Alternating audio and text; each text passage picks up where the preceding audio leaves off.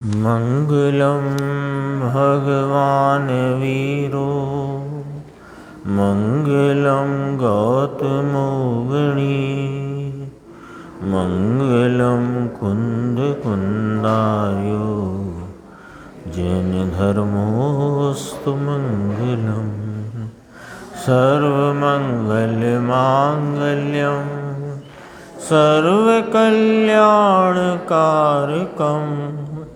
प्रधानं सर्वधर्माणां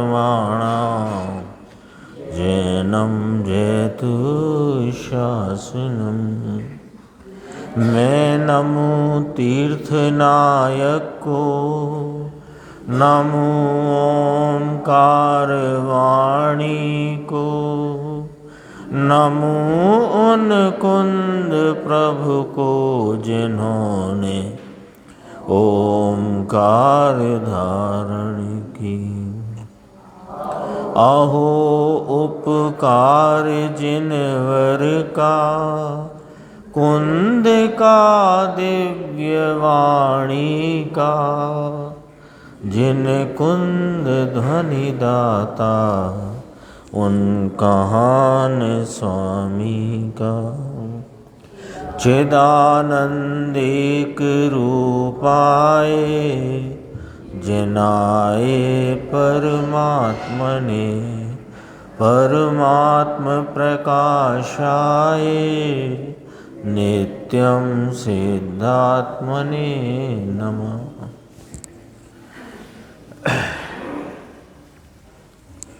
परमात्म प्रकाश नाम का ग्रंथ आचार्य योगेंद्र देव के द्वारा रचित ये इसके दूसरे महाधिकार में मोक्ष मार्ग की व्याख्या करते हुए 47वीं गाथा चली। उसके उपरांत 48वीं गाथा पर अपन ने अभी गुरुदेव श्री का व्याख्यान सुना। 47वीं गाथा में बात ये प्रारंभ की कि यह अब तक जितने अनंत सिद्ध हुए हैं वे समभाव के द्वारा ही सिद्ध हुए, और समभाव के अभाव से जो कोई भी जीव सिद्ध हो नहीं सकता। तो उसमें भावार्थ में यह बात भी कही कि इस भवसागर से तिरने का एक ही उपाय है समभाव। तो समभाव की व्याख्या की। क्या है समभाव? कि पंच इंद्रिय विषयों की अभिलाषा से रहित, परमानंद वीतरागता सहित निर्विकल्प निज भाव वही समभाव है। ये 47 नंबर गाथा में बात आई। फिर उसी को और आगे बढ़ाते हुए 48वीं गाथा में आचार्य योगेंद्र देव कहते हैं कि जो समभाव में स्थित हैं वे परम उपेक्षा संयम द्वारा, तो परम उपेक्षा रूप परम संयम के द्वारा अपने स्वरूप की आराधना रूप यानी सम्यक दर्शन ज्ञान चारित्र के कारण रूप इस शुद्धात्मा में एकाग्रता के परिणमन में समभाव में प्रवर्तते हैं। और वे न पढ़ते हैं, न पढ़ाते हैं, न किसी को प्रेरणा करते हैं, न निंदा करते हैं, न स्तुति करते हैं। और उस सम्यक दर्शन ज्ञान चारित्र के कारण रूप इस आत्मा समय सार को जानते हुए उसमें एकाग्र रहते हुए आत्म आराधना के मार्ग पर प्रवर्तते हैं। ये चर्चा 48 नंबर गाथा में। कल अपना थोड़ा सा जो कल विषय चला था गुरुदेव श्री की व्याख्या में थोड़ा रह गया था, और आज बहुत ज़्यादा विषय है अपने पास। क्योंकि ये जो 47 नंबर गाथा से बात चली वहाँ अपने को ख्याल होगा कि यह बात भी साथ के साथ चल रही है कि जो परिणाम जिस समय उत्पन्न होना है वह परिणाम पूर्णतया निरपेक्ष स्वाधीन उस क्षण में उत्पन्न होता है। यानी प्रत्येक परिणाम विकारी हो, निर्विकारी हो, संसार मार्ग का हो, मोक्ष मार्ग का हो या मोक्ष का हो, वह परिणाम अपने जन्म क्षण में उत्पन्न होता है। और पूर्व परिणाम की भी जिसको अपेक्षा नहीं, निमित्तों की बात तो दूर रहो, अपने द्रव्य की भी जिसको अपेक्षा नहीं, ऐसा वह स्वाधीन निरपेक्ष प्रत्येक परिणाम है। ये बात चल रही है साथ के साथ। उसी बात को इस समभाव रूप व्याख्या में गुरुदेव ने बहुत गंभीरता से पुरुषार्थ और काल लब्धि का क्या स्वरूप बैठता है, पुरुषार्थ और काल लब्धि का क्या मेल है, वो चर्चा आज अपने सामने बहुत गंभीर आई। हो सकता है कि अपन उस पर चर्चा पूरी कर पाएँ न कर पाएँ, लेकिन वह बात बहुत ही समझने योग्य है, क्योंकि हम सब जो अभ्यासी लोग हैं इनको भी ये वाली बात बहुत हैरान करती है कि जब सब कार्य अपनी काल लब्धि से अपने जन्म क्षण में होता है तो पुरुषार्थ क्या, और यदि हम पुरुषार्थ करें तो फिर काल लब्धि की क्या बात करते हो। हम जब पुरुषार्थ करेंगे तब हो जाएगा। ये उलझन है ना। क्या उलझन है कि जब हम पुरुषार्थ से कार्य को उपस्थित कर सकते हैं तो पुरुषार्थ से हो जाएगा, तो फिर काल लब्धि क्यों कहते हैं। और यदि काल लब्धि नाम अपने जन्म क्षण में ही वह परिणाम उपस्थित होना है, परिणमित होना है, वह कार्य अपने जन्म क्षण में ही होगा, तो पुरुषार्थ की क्यों बात करते। ये उलझन सबको चली जाती है, सुनते समझते भी ये उलझन कहीं ना कहीं अटकी रहती। आज भी चर्चा आई, अपन उस पर देखेंगे। अभी कल वाली चर्चा को संक्षेप में अपन पढ़ते हुए आगे बढ़ते हैं। ये चर्चा आई थी कि न किसी को प्रेरणा करता है कौन, परम उपेक्षा संयम में प्रवर्तमान मुनिराज। मुनिराज की बात चलती है तो वे न किसी को प्रेरणा कर। जब मुनिराज की बात चले ना तो उसमें पेटे में गृहस्थ सम्यक दृष्टि भी रखना, मोक्ष मार्गी होने से पेटे में रखना। तो परम उपेक्षा संयम वाले वे न किसी को प्रेरणा करते हैं, न शास्त्र बनाने की, न मंदिर बनाने की, न किसी प्रकार की कोई प्रेरणा नहीं करते। क्यों? क्योंकि प्रेरणा का भाव राग है, और राग में प्रवर्तन बंध मार्ग है, मोक्ष मार्ग नहीं है ना। आगे बढ़ जाते हैं। देखो, एक तरफ कहना कि 9 तत्व भिन्न हैं, और एक तरफ ये कहो कि आश्रव तत्व से आत्मा को लाभ होता है, तो दोनों तत्व एक हो गए। यानी आत्म तत्व के लाभ वाले कौन से तत्व हैं कि संवर निर्जरा मोक्ष है ना। प्रारंभ संवर से होता है, तो संवर और रागादि आश्रम ये दोनों यदि एक मानोगे तो फिर शुद्धि क्या और अशुद्धि क्या, शुद्धता क्या अशुद्धता क्या, दोनों तत्व एक हो गए।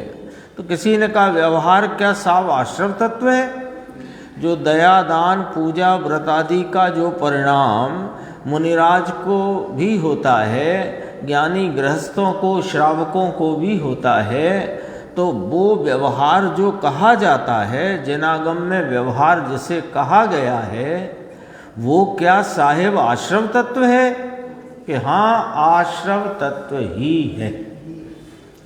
व्यवहार है वह आश्रम तत्व है, पूरा शुभ राग है,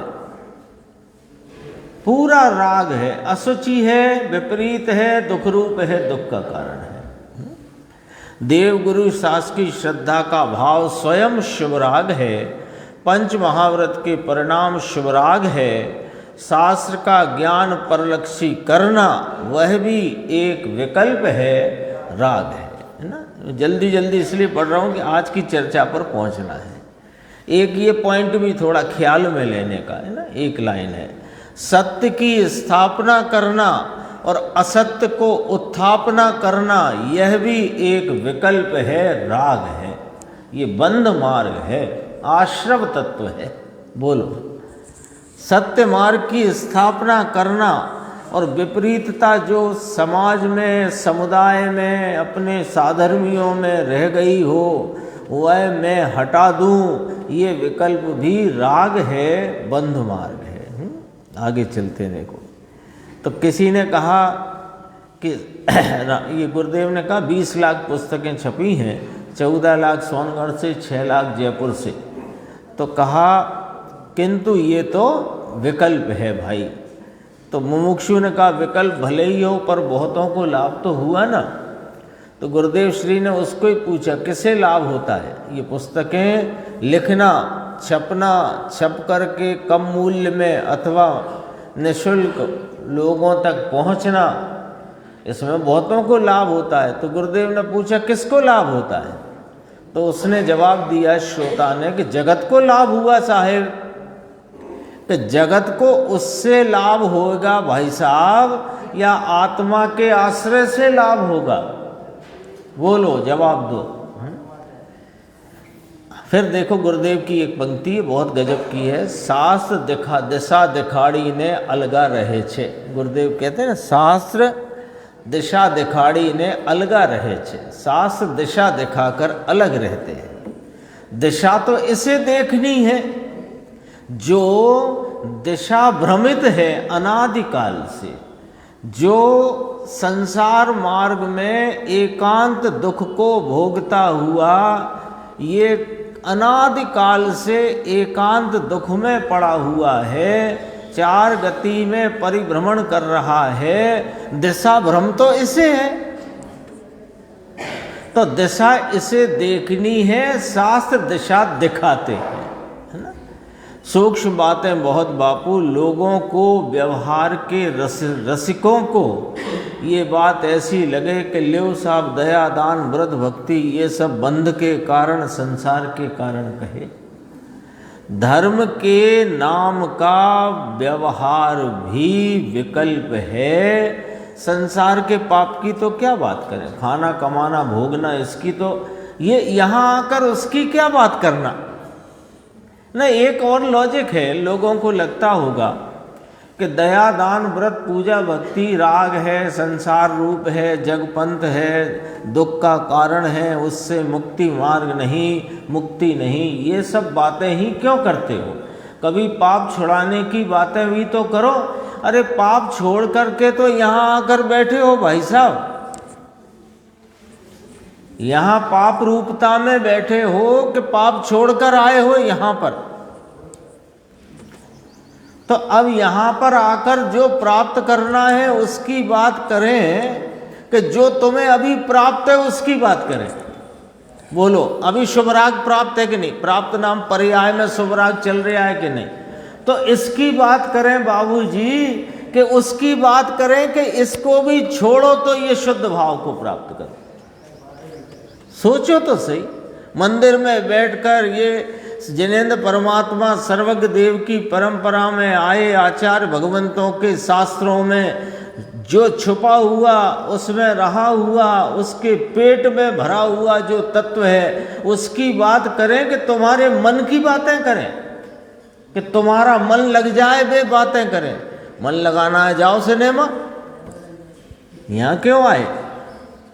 यहाँ तो वो सुनो जो जिनेंद्र परमात्मा की परंपरा में आचार्य भगवंत ज्ञानी धर्मात्मा हित का मार्ग बता के गए हैं, वो सुनो।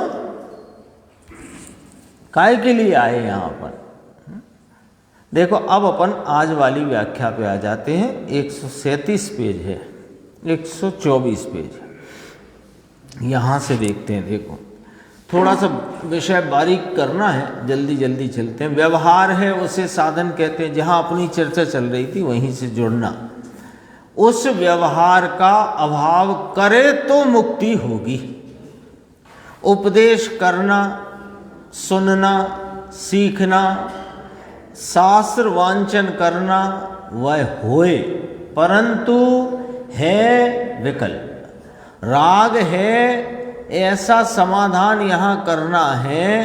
काय का समाधान करना है कि जो जीव आत्महित के लिए प्रयत्नशील होता है, उसकी परिणति में देवगुरु शास्त्र का सानिध्य, उनके प्रति भक्ति, उनकी वाणी सुनने की, मार्ग को समझने की जिज्ञासा होती है। परंतु है वह विकल्प। राग है, इसका समाधान करना है कि राग वास्तव में है क्या, समाधान करना है कि ये जो राग है ना, जिनेंद्र परमात्मा, देवगुरु शास्त्र, इनका सानिध्य, उनकी भक्ति, उनका गुणानुवाद, उनकी वाणी सुनना, आचार्य भगवंतों के द्वारा दिखाए मार्ग को समझना, समझने की जिज्ञासा, ये सब साधन नहीं है, ये समाधान है, ये समाधान है। बोलो साहब, हम तो यही समझ रहे थे निर्देश भाई कि 7 स्वाध्याय करेंगे, है ना। प्रवचन सार में कहा भी, आगम चेष्टा तदो ज्येष्ठा, आगम चेष्टा ही ज्येष्ठ है, श्रेष्ठ है आत्मा के कल्याण के लिए, इसलिए स्वाध्याय करना चाहिए। अरे स्वाध्याय क्यों करना चाहिए? अब अगला प्रश्न है, विचार करो कि स्वाध्याय, स्वाध्याय यानी पढ़ने के लिए, सीखने के लिए, सिखाने के लिए, याद करने के लिए, क्षयोपशम बढ़ाने के लिए नहीं करनी चाहिए। स्वाध्याय तो स्वाध्याय के विकल्प को भी तोड़ने के लिए करनी चाहिए। स्वाध्याय तो इस चैतन्य परमात्मा की पर्याय में आनंद और पवित्र परिणति में प्राप्ति के लिए करनी चाहिए। ठीक है, तो साधन नहीं है ये, लेकिन स्वाध्याय के द्वारा क्या असली साधन है वो जानना है। साधन तत्व तो ये है ना अपना परमात्म स्वरूप ज्ञायक भगवान, त्रिकाल टंकोत कीर्ण वीतराग पवित्र पावन सदृश सामान्य स्वरूप, वह साधन है। ये समझने के लिए इसका तो अभाव करके संभाव करे, वह साधन है। सूक्ष्म बात भाई समझ में आया। व्यवहार साधन और निश्चय साध्य ऐसा कहा पंचास्तिकाय में कहा, वह तो आरोपित साधन को बतलाया है।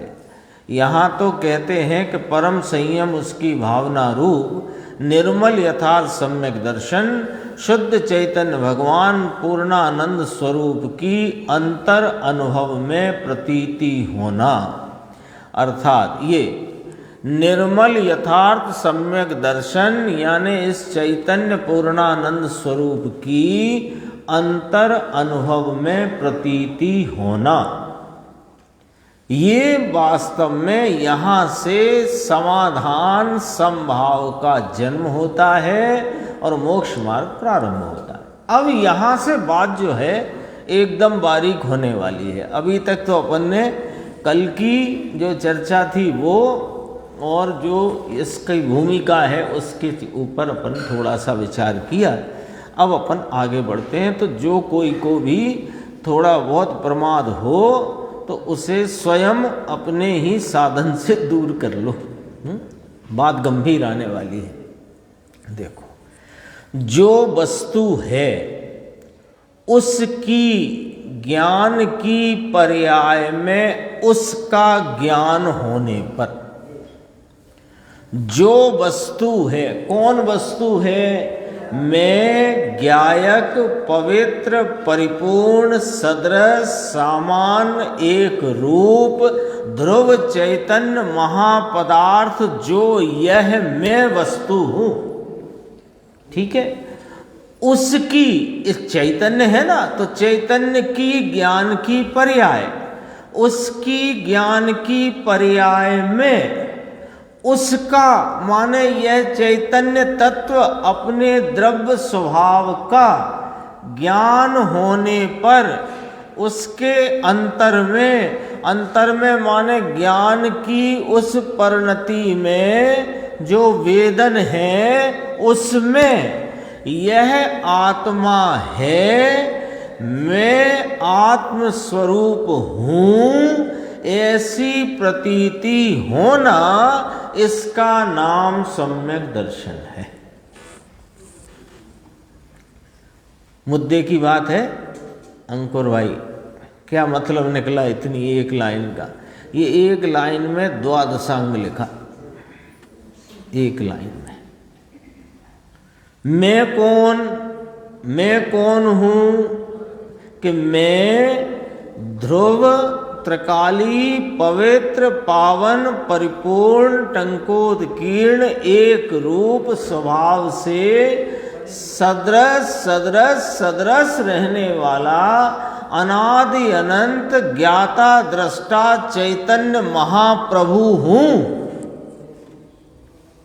मैं कौन हूँ कि मैं तो ज्ञानानंद स्वरूप परिपूर्ण सामान्य सदृश स्वरूप हूँ, जो अनादि अनंत के इस काल प्रवाह में कभी अपने स्वरूप से स्खलित होता नहीं, ऐसे का ऐसा अनादि अनंत एक रूप रहने वाला वह मैं तत्व हूँ। पहला पॉइंट।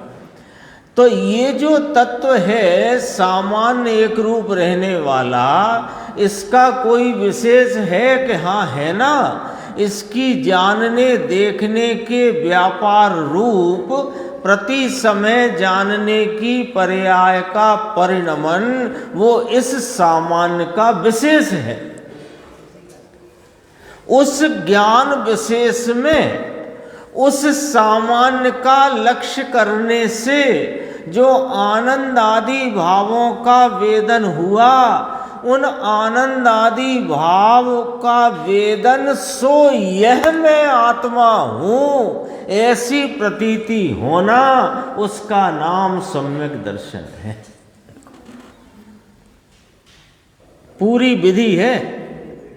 हलवा कैसे बने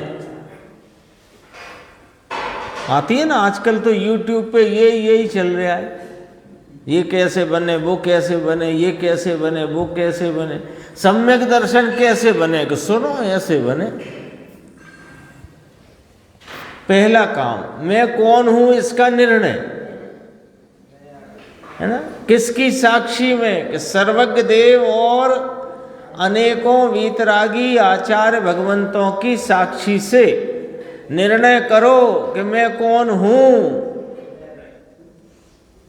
जिसका निर्णय किया, जैसा निर्णय किया, यथार्थ अपने स्वरूप का निर्णय किया, तो ज्ञान का व्यापार चल रहा है कि बंद हो गया?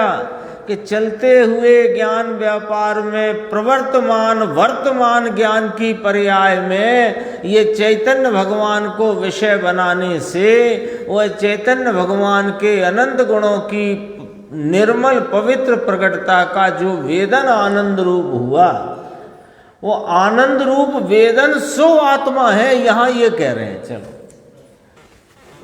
ये सम्यक दर्शन। आगे बढ़ती है बात। ज्ञान में आत्मा ज्ञात हुआ, उसकी प्रतीति नाम उसकी श्रद्धा, वो वही मैं हूं, ऐसी अहम रूपता की स्वीकृति, अहम पने की स्वीकृति किस में, कहाँ करोगे? शास्त्र में, बौद्धिक ज्ञान में, विकल्प रूप ज्ञान में। शास्त्र में लिखा आत्मा हूं ऐसी प्रतीति का नाम सम्यक दर्शन है। शास्त्र में पढ़ रहे हैं ना, अपन पढ़ रहे हैं कि नहीं? पर द्रव्यंते भिन्न आप में रुचि सम्यक भला। सम्यक दर्शन कैसे कहा? पर द्रव्यों से भिन्न आप में रुचि सम्यक भला। ये इसकी रुचि सम्यक है? नहीं। ऑप्शन है अपने पास, हाँ या ना? नहीं। अच्छा, तो इसे पढ़कर जो क्षयोपशम ज्ञान में बौद्धिक रूप से जो विकल्पात्मक खिलावट है कि मैं चैतन्य एक रूप ज्ञायक सामान सदृश त्रिकाल ध्रुव टंकोर कीर्ण ज्ञानानंद स्वरूप हूँ, ऐसी जो विकल्पात्मक वृत्ति, इसकी प्रतीति का नाम सम्यक दर्शन है कि ना? तो फिर करें क्या महाराज? शास्त्र में पढ़े का नहीं, शास्त्र में लिखे का तो है ही नहीं। शास्त्र में पढ़ करके जो अपने इस वर्तमान प्रवर्तित क्षयोपशम ज्ञान में परलक्षी भाव में जो मैंने आत्मा का स्वरूप जाना, उसको श्रद्धा में ले लिया कि हाँ यही हूं, ले लिया अच्छे से। जैसे ये आप पहने हो शर्ट, तो हमने बुद्धि में ले लिया काला ही है, ये पैंट सफेद ही है। ऐसे कि नहीं नहीं, ऐसे थोड़ी प्रतीति होती है, ये तो ज्ञान हुआ।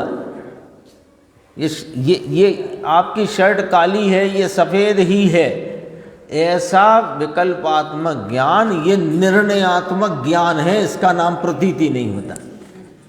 इसे ज्ञान कहते हैं निर्णयात्मक, प्रतीति नहीं होता इसका नाम। प्रतीति किसे कहते हैं? प्रतीति भी बताते हैं, है ना। कदाचित आपकी आंखों पे पट्टी बंधी है और आपको हम पर विश्वास है, हमने कहा मुंह खोलो, आपने मुंह खोला, हमने मिश्री की डली रख दी, तो मिश्री की डली रख दी तो आपको मिश्री की मिठास का ज्ञान हुआ कि नहीं हुआ? उस ज्ञान पर से आपने जो ये कहा कि अरे मिश्री है, ये भी दृष्टांत है बस, है ना। ऐसे यह चैतन्य आत्मा को, है ना, पट्टी क्यों बंधी है? इसलिए कहा मैंने कि अभी ये कोई प्रत्यक्ष रूप नहीं, वेदन प्रत्यक्षता ही होती है। यानी जैसे आत्मा का प्रत्यक्ष असंख्यात प्रदेशी आकार प्रकार और अनंत गुण स्वरूप है, वो कोई छद्मस्त अवस्था में प्रत्यक्ष नहीं होता है। वेदन प्रत्यक्षता, स्वाद प्रत्यक्षता होती है। तो जैसे आँख खोल करके मिश्री खाए और अंधा मिश्री खाए, दोनों को अलग अलग स्वाद आएगा क्या? स्वाद तो एक ही आएगा कि अलग अलग आएगा? अंधे को मिश्री खिलाई और आँख वाले को खूब दिखा कर 1000 वाट के बल्ब में और 3 चश्मा लगाकर दिखाई, और फिर दिखाकर उसने मिश्री खाई, दोनों के स्वाद में कितना फर्क नहीं ना। तो यहाँ भी जो छद्मस्त अवस्था है, तो समझो कि अभी आँख पे पट्टी है, लेकिन ये जो इस निर्णय को करके मैं चैतन्य एक रूप स्वरूप आत्मा हूँ, उस आत्मा को जिस ज्ञान ने विषय बनाया, तो उस ज्ञान में वह विषय रूपता को प्राप्त आत्मा के गुणों की आनंद आदि भावों का स्वाद वहाँ आया। संवेदन संचेतन प्रत्यक्ष वेदन वहाँ हुआ, उस पर यह प्रतीति कि यह मैं आत्मा हूँ, इसका नाम सम्यक दर्शन है। ज्ञान की पर्याय में गे जो पूर्ण स्वरूप, वह पर्याय में ज्ञात हुआ, पर्याय में वो नहीं आया है, पर्याय में आता नहीं। द्रव्य जो स्वरूप रसगुल्ला आता है पर्याय में आत्मा की। मिश्री, अभी तो मिश्री की बात कर रहे थे ना, फिर नई चीज क्यों निकालो? मिश्री, तो मिश्री आती है कि आत्मा की पर्याय में, कि मिश्री की प्रगटताओं का जो ज्ञान है वो ज्ञान आया है पर्याय में। पक्का है ना? मिश्री तो नहीं आई ना। ऐसे ही ये आत्मा का आत्म द्रव्य भी नहीं आता इसकी पर्याय में, परंतु पर्याय में उसका ज्ञान आया। ज्ञान आया माने उसके अनंत गुणों की प्रगटता का जानपना हुआ। उस जानपने में, ज्ञान में आत्मा जाना गया। तो जो आत्मा जाना गया, उसमें आप रूपता की, अहम पने की, यह मैं हूँ, ऐसी प्रतीति होना, उसका नाम सम्यक दर्शन है। व्याख्या तो अभी और गंभीर आने वाली है, अभी तो शुरुआत हुई है। मुझे लगता नहीं आज वाला विषय पूरा होगा, तो कल लेंगे, जितना होगा उतना लेंगे। देखो आगे बढ़ती है बात। पेज नंबर बता दूं, 125। वीतराग मार्ग जो शास्त्र का उपदेश करना वह विकल्प है छदमस्त को, केवली को तो इच्छा बिना वाणी निकलती है। और सुनने में भी जो इच्छा है अभी वह राग भाव है। उस राग को बहुत एकदम सीधी सच्ची बात है, अभी सुन रहे हो ना हम लोग, अपन लोग स्वाध्याय कर रहे हैं, तो ये जो अभी सुनने रूपता का, सुनाने रूपता, पढ़ने रूपता का जो भाव चल रहा है वो कौन सा भाव है? राग भाव है। अब राग को कौन से खाते में डालना कि राग को बंध का कारण गिनकर उसे छोड़कर स्थिर होता है, उसे मुक्ति होती है। कितनी गजब की बात कही। राग है ना, कोई शास्त्र सुनने का राग, शास्त्र रचने का राग, टीका करने का राग है, अथवा तो दयादान भक्ति का राग, अथवा तो व्रतादि का राग, देश व्रतादि का राग, महाव्रतादि का राग। ये राग जो है ना, ये कौन है?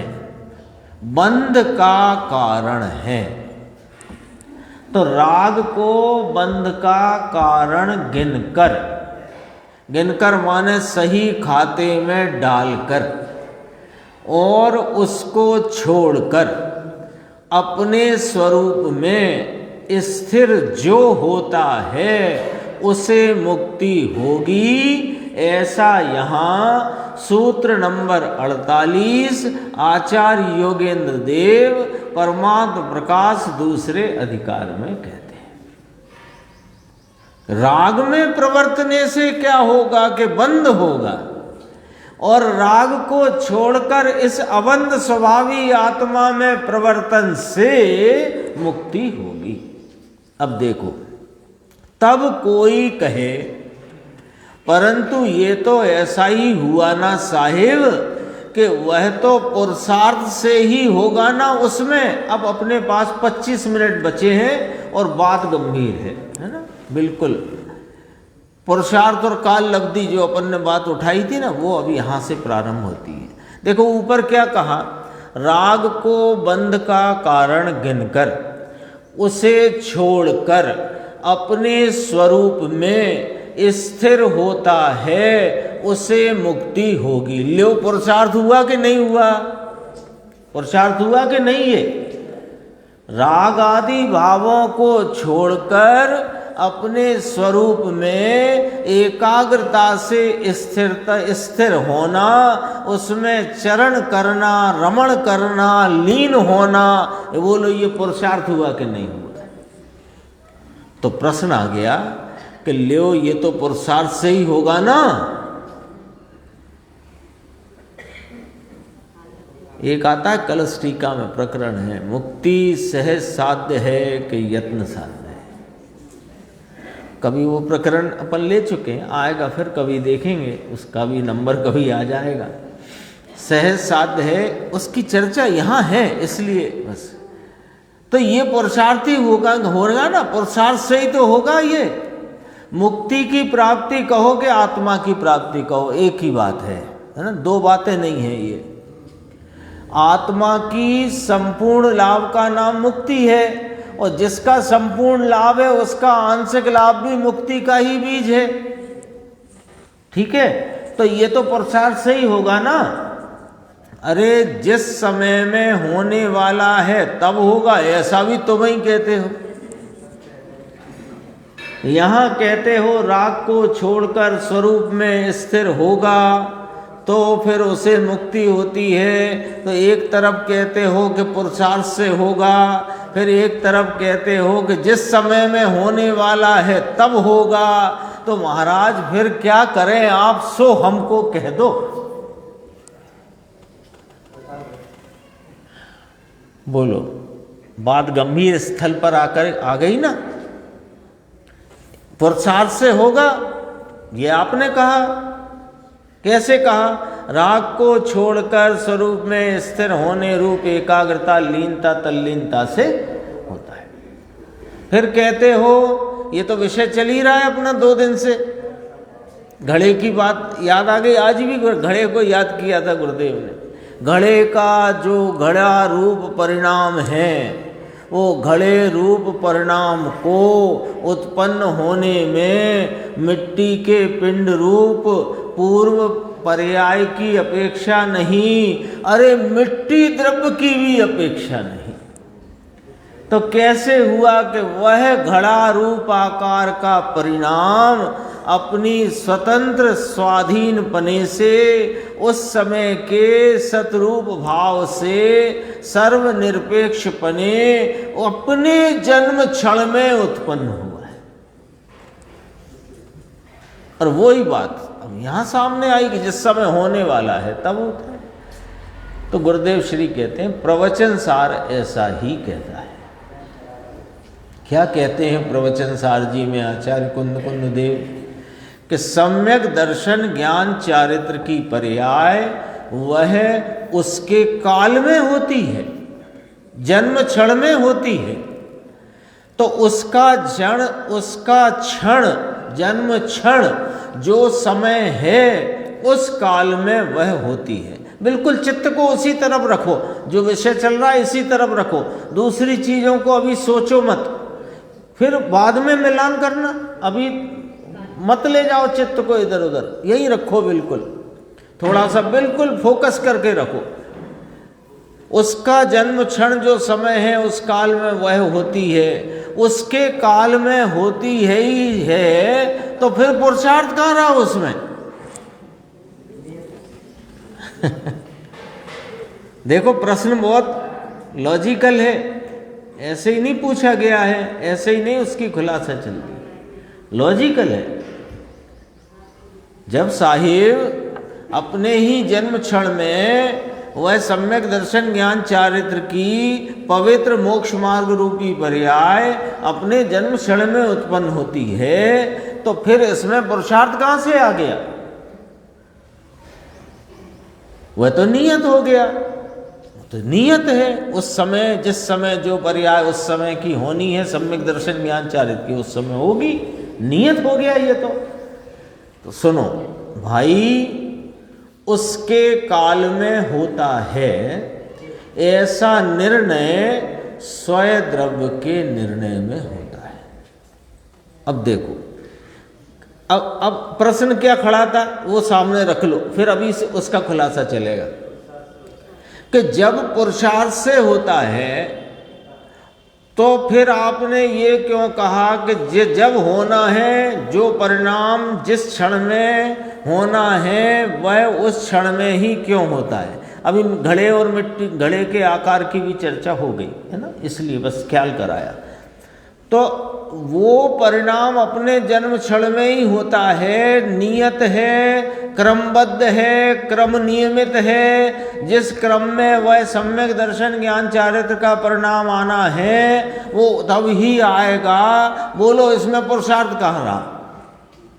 तो कहा कि ये जो निर्णय तुम कर रहे हो और इस निर्णय को तुमने स्वीकार किया है कि सम्यक दर्शन ज्ञान चारित्र का परिणाम अपने जन्म क्षण में स्वाधीनपने स्वतः उत्पन्न होगा, ये भाई साहब आपने पर्याय के निर्णय पे से निर्णय किया है कि द्रव्य के निर्णय पे से निर्णय किया है? यदि द्रव्य के निर्णय पर से निर्णय किया तो तुम्हारा निर्णय सच्चा और यही पुरुषार्थ है। इसी को पुरुषार्थ कहते हैं। अनादि से तुम पर्याय में पड़े पड़े, पर्याय में ही अड़े अड़े, वो पर्याय को ही देख रहे थे और फिर उसमें तुम कहते थे जो पर्याय जब होनी है तब होगी। वो तो तुम्हारा निर्णय थोड़ी था, वो तो सुनी सुनाई बातों की कहानी थी। और जब तुमने निर्णय किया कि सम्यक दर्शन ज्ञान चारित्र की जो पर्याय जिस समय होनी है तो वह पर्याय उस समय ही होगी, ये निर्णय तुमने द्रव्य के निर्णय पर से किया कि पर्याय के निर्णय से किया? यदि द्रव्य के निर्णय से किया तो भाई साहब इसी का नाम पुरुषार्थ है और यही काल लब्धि है। गजब की बातें हैं। देखो, स्वद्रव्य ज्ञायक भाव की पूर्णता के निर्णय में उस काल में होता है, प्रत्येक परिणाम अपने जन्म क्षण में होता है। इसका निर्णय इस ज्ञायक भाव की पूर्णता के निर्णय में होता है। समझ में आया?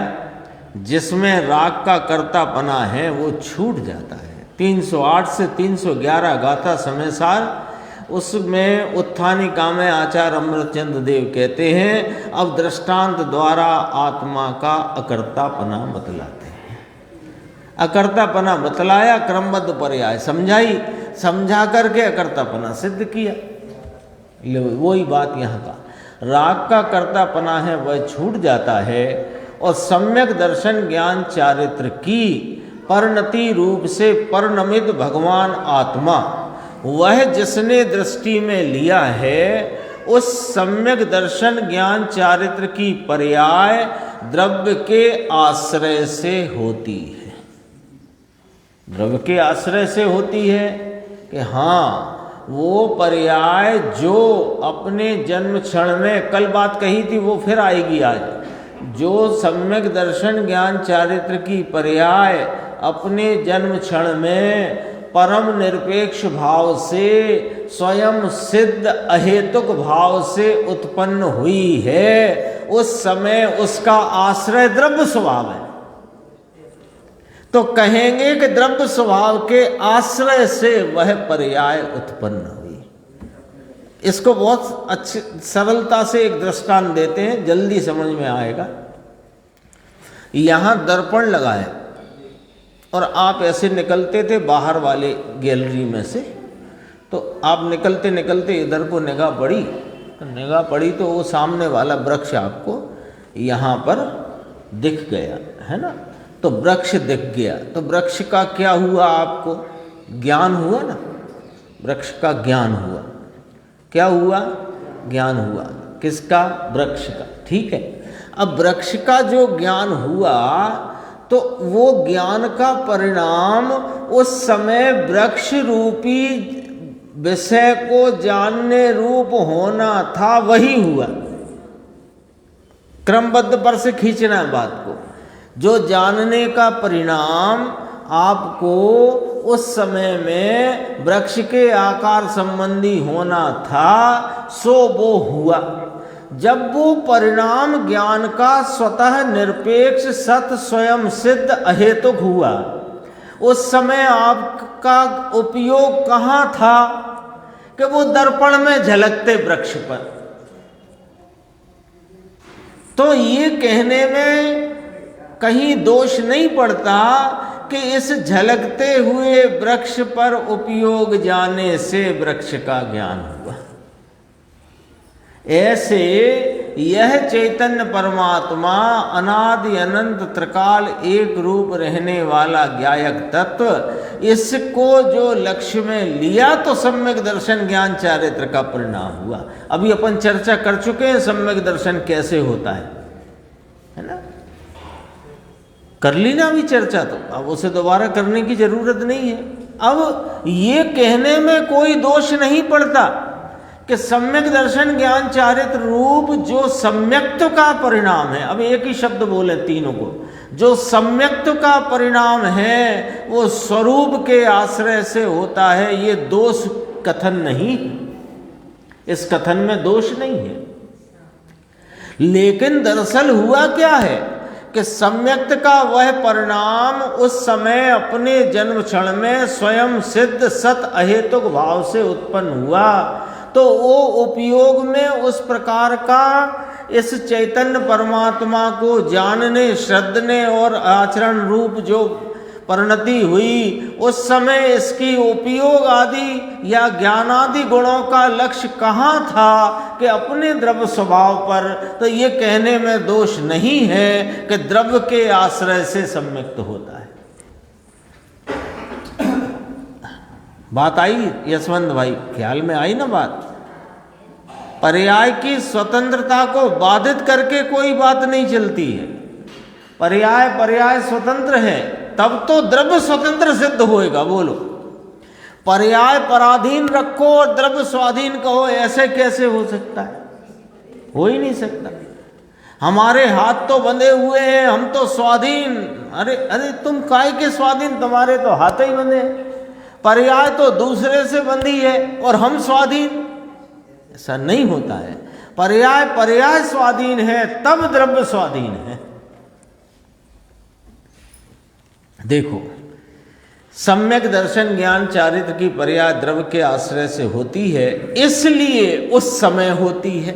द्रव्य के आश्रय से होती है। कब होती है? अपने जन्म क्षण में होती है, इसलिए उस समय होती है। यह बात रखकर 102 में तो यह आया कि निज क्षण में होगी, परंतु निज क्षण में होगी प्रत्येक द्रव्य की प्रत्येक पर्याय नाम वर्तमान व्यक्त भाव। ये ख्याल रखना, पर्याय माने वर्तमान व्यक्त भाव। तो प्रत्येक द्रव्य का वर्तमान व्यक्त भाव रूप पर्याय भाव, परिणाम भाव, वह निज क्षण में ही, उसके जन्म क्षण में ही होता है, स्वकाल में ही होता है। इसका निर्णय कौन करे और किस प्रकार करे? कि पर्याय के सामने देखकर निर्णय करे, पर्याय में खड़ा रहकर निर्णय करेगा कि ये द्रव्य स्वभाव में रह करके द्रव्य स्वभाव को लक्ष्य में लेकर निर्णय करेगा। पर्याय का निर्णय, पर्याय की क्रमबद्धता का, पर्याय की क्रम नियमितता का, पर्याय की स्वाधीनता का, प्रत्येक वर्तमान व्यक्त पर्याय रूप भाव अपने स्वाधीन पने स्वयं सिद्ध सत अहेतुक भाव है। इसका निर्णय किस प्रकार करोगे? पर्याय में बैठकर, यानी पर्याय को लक्ष्य में लेकर कि द्रव्य स्वभाव को लक्ष्य में लेकर। तो जब द्रव्य स्वभाव को लक्ष्य में लिया तो यही तो पुरुषार्थ है। और पर्याय के कब हुई? कि अपने जन्म क्षण में। क्या गजब की बात है। दोनों अभी तो 5 समवाय घटाएंगे गुरुदेव, अभी घटाते हैं। देखो, वह पर्याय के सामने देख के निर्णय किया जाएगा। भाई साहब, पर्याय में खड़े रहकर निर्णय किया जाएगा, पर्याय को देख देख कर निर्णय किया जाएगा कि पर्याय इस द्रव्य स्वभाव को देखकर ये निर्णय करेगी कि पर्याय स्वाधीन स्वतंत्र क्रम नियमित उत्पन्न होती है। बहुत अद्भुत है बात। देखो, 5 समवाय देखना है ना। बहुत, ये 5 समवाय क्या है ना, 30 सेकंड में बात करेंगे। 5 समवाय जब हुए कार्य की, अपने जन्म क्षण में स्वाधीन पने उत्पन्न कार्य की विवक्षा की जाए तो उसमें 5 प्रकार से उसकी विवक्षा, कथनी, समझाइश की जाती है। उन 5 प्रकार के फैक्टरों को, घटकों को 5 समवाय कहा जाता है। समवाय से कार्य होता है ये ना मानना। तो कहा, लिखा है जिनवाणी में समवाय पूर्वक होता है। तो समवाय पूर्वक और समवाय से कार्य होता, दोनों में अंतर समझ में आया कि नहीं आया? जो कार्य हुआ उसका समवाय पूर्वक बताना, ये समवाय पूर्वक है। समवाय से कार्य हुआ माने 5 जने मिले और चाय बन के कप में आ गई, ऐसे नहीं है। ये कोई सम्यक दर्शन ज्ञान चारित्र हलवा थोड़ी है कि गुड़ शक्कर घी और आटा मिलाया तो बन गया। सम्यक दर्शन तो इस निर्दोष आत्मा की निर्दोष प्रतीति, निर्दोष संचेतन पर जो उत्पन्न होती है, उसका नाम सम्यक दर्शन है। हाँ, कार्य की उत्पत्ति तो स्वाधीन है, वो तो जन्म क्षण में है, वो तो स्वयं सिद्ध भाव है, वो तो उस समय का सत्य है, वो तो अहेतुक भाव है। लेकिन उस कार्य को हुआ ना, पूर्व में नहीं था और अब हुआ। अब उसकी कथनी की जाए, उसकी बात सुनाई जाए, है ना, सीता जी का हरण हुआ तो कैसे हुआ, तो फिर बताया जाए कि वे लक्ष्मण रेखा खींच गए थे, फिर वो वेश लेकर के आ गया और फिर उसने भिक्षा दे दो आदि इत्यादि सब सुना दिया। अब बताओ कि ये घटना क्या घटी कि वहां सीता जी का हरण हुआ और कहानी कितनी सुनाई। ऐसे एक सम्यक दर्शन ज्ञान चारित्र की पर्याय उत्पन्न हुई, राग का हरण हो गया। अब इसकी कहानी सुनाई तो निमित्त की भी सुनाई, पुरुषार्थ की भी सुनाई, काल लब्धि की भी सुनाई, स्वभाव की भी सुनाई। अब सुनो वह पर्याय जिस समय में दर्शन ज्ञान चारित्र की होने वाली है वह उसका काल है, परंतु इसका अर्थ यह है कि उस सम्यक दर्शन ज्ञान चारित्र की पर्याय का यथार्थ ज्ञान कब हुआ, यानी वो सम्यक दर्शन ज्ञान चारित्र की पर्याय कब प्रकट हुई। ज्ञान कब हुआ माने वो ज्ञान रूप तो स्वयं ही है, तो कब प्रकट हुई कि द्रव्य का आश्रय लिया तब वह सम्यक दर्शन ज्ञान चारित्र हुआ है। ठीक है, वो यहाँ देखते हुए वृक्ष की बात आई थी ना, ज्ञान का वो परिणाम कब हुआ कि जब इधर दृष्टि पड़ी थी तब हुआ, बस इतनी बात। पर हुआ तो स्वयं से ही है ना। अब उसको समझना कि द्रव्य का आश्रय लिया तब वह सम्यक दर्शन ज्ञान चारित्र हुआ, वो पुरुषार्थ है। द्रव्य का आश्रय लेना पुरुषार्थ है। ऐसा क्यों कह रहे हो, इसमें कौन सी बहुत ताकत बल लग गया? कि भाई इसमें बल इसलिए कहा गया कि तेरे अनादि से उपयोग बाहर में ही दौड़ता था। प्रत्येक समय यह ज्ञान दर्शन का व्यापार बहिर विषयों को ही लक्ष्य करता था और उन बहिर विषयों का लक्ष्य छूटा और उपयोग ने स्वयं स्वरूप को लक्ष्य में लिया, तो जो अनादि से किया नहीं था वह अपूर्व कार्य हुआ। तो ये पुरुषार्थ ही हुआ है, ये पुरुषार्थ ही हुआ। और पुरुषार्थ का अर्थ ताकत नहीं होती भैया, है समझना जरा, कि बहुत ताकत लगाओ, बहुत बल लगा दो, ऐसा नहीं है। पुरुषार्थ का शाब्दिक अर्थ भी अपन विचार कर सकते हैं। पुरुष नाम आत्मा, अर्थ नाम प्रयोजन। आत्मा के प्रयोजन में जो परिणाम परिणम है वही पुरुषार्थ है। पुरुष नाम आत्मा, अर्थ नाम प्रयोजन।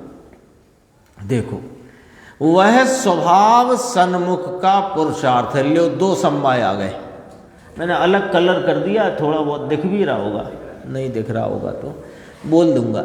वह स्वभाव सन्मुख का पुरुषार्थ है, तो दो समवाय आ गए, स्वभाव आ गया, पुरुषार्थ आ गया। वह काल कौन सा काल कि जिस समय वह परिणाम स्वयं सिद्ध रीति से सतपने अहेतुकपने उत्पन्न हुआ, वह उस परिणाम का काल है। सो ये काल लब्धि, ये कारण भी साथ में है, तीन हो गए। उस समय में क्या हुआ है कि भवितव्य ही हुआ है। जो उस समय में होना था, होने लायक था, होने योग्य था, वही हुआ है ना। अंकुर भाई और निर्देश भाई दोनों यहाँ से निकले और दर्पण में वृक्ष झलक ही रहा है। ठीक है, दोनों ने अंदर को इस तरफ को देखा कि कौन बोल रहा है, यहाँ से आवाज आ रही तो कौन बोल रहा है। अब क्या हुआ कि एक के ज्ञान में सिर्फ वृक्ष आया और एक के ज्ञान में कौन बोल रहा है और वृक्ष दोनों आए और चले गए आगे। कितना समय लगेगा, है ना, फ्रैक्शन ऑफ सेकंड का बहुत छोटा सा हिस्सा लगेगा ना ऐसे निकल जाने में। तो उसमें जो ज्ञान हुआ, अब एक की भवितव्यता थी मात्र वृक्ष ही जानने में आए और एक की भवितव्यता थी कि वृक्ष भी जानने में आ जाए और कौन बोल रहा है ये भी जानने में आ जाए। तो ये भवितव्यता है, जो जानने योग्य था वो जानने में आया। तो ये सम्यक दर्शन ज्ञान चारित्र में अपना चैतन्य स्वरूप आत्मा का संचेतन, उसकी प्रतीति, उसमें जो लगावट है, रमणता का भाव, वो ही होना था, सो वही हुआ है, ये भवितव्यता हुई। वह भी उस समय साथ है, ऐसी बात। और उसी समय में अब कोई निमित्त, तो यहाँ का दर्पण निमित्त हो सकता है, वृक्ष तो उधर था पर यहाँ देखा तो दर्पण निमित्त हो सकता है, कोई भी हो सकता है। ये नेत्र हो सकते हैं जो अपन अभी उदाहरण ले रहे थे उसमें। यहाँ पर कौन निमित्त लिया कि कर्म के निमित्त का भी स्वतंत्र पने उसके कारण से उसका अभाव है। अभाव माने वो दर्शन मोहिनी आदि भावों का वहाँ पर उपसम रूप परिणाम है, तो वो निमित्त हो गया। लो पांचों समवाय एक समय में है, पांचों समवाय एक समय में है, एक ही साथ हैं, तो एक समय में है, वो तो पर्याय ही एक समय की होती है। जो पर्याय विवक्षित है उसकी विवक्षा करी तो निमित्त पर से करी सो निमित्त, होने योग्यता पर से करी सो भवितव्य, वह उसका स्वभाव रूप परिणाम था। ये अपन बात कर चुके हैं स्वभाव और योग्यता की, एक दिन 2 दिन पहले। हाँ, इसमें स्वभाव अलग लिया, भवितव्यता अलग ली है। भवितव्यता योग्यता भवितव्यता में जाएगी, और वो वस्तु उस रूप परिणमने की सामर्थ्य धरती है, ये स्वभाव में जाएगा। भाई मिट्टी की रोटी नहीं बनती, आटे की रोटी बनती है। तो आटे में स्वभाव है रोटी रूप परिणमन का, मिट्टी में स्वभाव है घड़े रूप परिणमन का। आटे का घड़ा नहीं बनता और मिट्टी की रोटी नहीं बनती, ये स्वभाव की बात हुई। और आटे की इस समय रोटी बनी है और बगल में मिट्टी का घड़ा बना है, तो वे बने हैं अपनी अपनी भवितव्यता से, ये उनकी योग्यता है। और मिट्टी अपने अनेक प्रकार के भावों रूप जो उसके स्वभाव रूप है उन रूप परिणमती है, ये स्वभाव है। तो ये आत्मा के सम्यक दर्शन ज्ञान चारित्र प्रकट होना स्वभाव है इसका। और उस समय में लक्ष्य स्वरूप की तरफ हुआ है, ये पुरुषार्थ है। और वो परिणाम उस समय हुआ, ये काल लब्धि है। और वही हुआ जो होना था, ये भवितव्यता है। और उस समय में दूसरी एक चीज है जिसमें उसके कारण से इसका परिणाम उपसम आदि रूप हुआ, वो निमित्त है। 500 समवाय एक समय में है। ये तो ऐसा कहे जिस समय जो पर्याय होनी है उस काल में होगी, तो फिर निमित्त ने क्या किया? निमित्त तो निरर्थक जाता है। उपादान की पर्याय की योग्यता अनेक प्रकार की। अब वो क्या कहता है? जो निमित्ताधीन दृष्टि वाला, वस्तु के स्वतंत्र परिणमन को स्वीकार नहीं करने वाला, मिथ्यात्व के कारण जगत में घूमने वाला और अपने अनादि अग्रहित मिथ्यात्व को पोषण करने वाला, क्या कहता है? सुनो कि उपादान की पर्याय की योग्यता तो सब अनेक प्रकार की हो, परंतु जैसा निमित्त आए वैसी पर्याय हो जाए। तो इसने पुरुषार्थ किया, ये कहलाए, वो इसे पुरुषार्थ मानता है। पुरुषार्थ की अभी क्या व्याख्या चली? पुरुषार्थ की ये व्याख्या चली कि प्रत्येक द्रव्य का प्रत्येक परिणाम स्वतंत्र है, ऐसा द्रव्य के लक्ष्य पूर्वक ज्ञान में निर्णय करना, इसका नाम पुरुषार्थ है। ख्याल में आ गई बात? वो पुरुषार्थ काय को कहे कि देखो साहब, ये आत्मा है, ये मुक्त होने के योग्यता इसमें रही है, अनादि अनंत इसमें योग्यता रही है। अब देव गुरु शास्त्र आदि के निमित्त मिले, कर्म के अभाव का निमित्त मिले, तो इसे मोक्ष हो जाए। तो ये निमित्तों को जुटाना, ये पुरुषार्थ मानता है, क्योंकि इसमें तो योग्यता है। देखो, आटे में रोटी बनने की योग्यता है, अब उसमें पानी अग्नि आदि का निमित्त मिलाओ तो रोटी बन जाए, इसका ही नाम तो पुरुषार्थ है। वो यूं कहता है, अज्ञानी मिथ्या दृष्टि संसार का ठेकेदार, यही कहता है। क्या कहता है कि जैसे निमित्त, जैसे वस्तु में तो योग्यता पड़ी है, लेकिन निमित्त मिलाओ, यही तो पुरुषार्थ है। और वास्तव में पुरुषार्थ जिनेंद्र परमात्मा क्या कहते हैं कि प्रत्येक वस्तु अपने स्वभाव स्वरूपता से अपनी भवितव्यता अनुसार उस समय में जो परिणाम होना है उसी काल में उस परिणाम से परिणमती है, यही उसका पुरुषार्थ है। और उस समय जो दूसरी चीज पर अनुकूलता का आरोप आए वो निमित्त है। हो गए 5 समवाय। वे कहते हैं भाई ऐसा नहीं बापू, तुझे बात बैठी नहीं, तू ये 5 समवाय का भी हिसाब समझ नहीं पाया। ज्ञेय का स्वभाव, एक और कहा कि सम्यक दर्शन ज्ञान चारित्र जिसका लक्षण वह मोक्ष का कारण। फिर एक और ऐसा कहा कि ये सम्यक दर्शन ज्ञान चारित्र का जो समय है, जन्म क्षण है, उस काल में वह होगा। प्रवचन सार की 102 नंबर गाथा। और ऐसा कहा कि उस पर्याय को पूर्व के व्यय की भी अपेक्षा नहीं, उसे स्वयं के ध्रुव द्रव्य की भी अपेक्षा नहीं, वहाँ ऐसा कहा। यहाँ कहते हैं कि सम्यक दर्शन ज्ञान चारित्र की पर्याय द्रव्य के आश्रय से होती है, ऐसा पूरी जिनवाणी में कहा गया है। पर उसका अर्थ क्या? कि उसका अर्थ यह है कि उसका लक्ष्य वहां जाता है, बस इतना। उसका लक्ष्य वहां जाता है। जब सम्यक दर्शन ज्ञान चारित्र की पर्याय होना हो, इस जीव के कल्याण का मार्ग खुलना हो, जो अनादि से ताला पड़ा था राग की एकता का, और राग की एकता का ताला टूटकर जब इसका मुक्ति मार्ग में प्रवेश होना हो, तो इसका लक्ष्य द्रव्य पर ही होगा, ये कहना है इसका।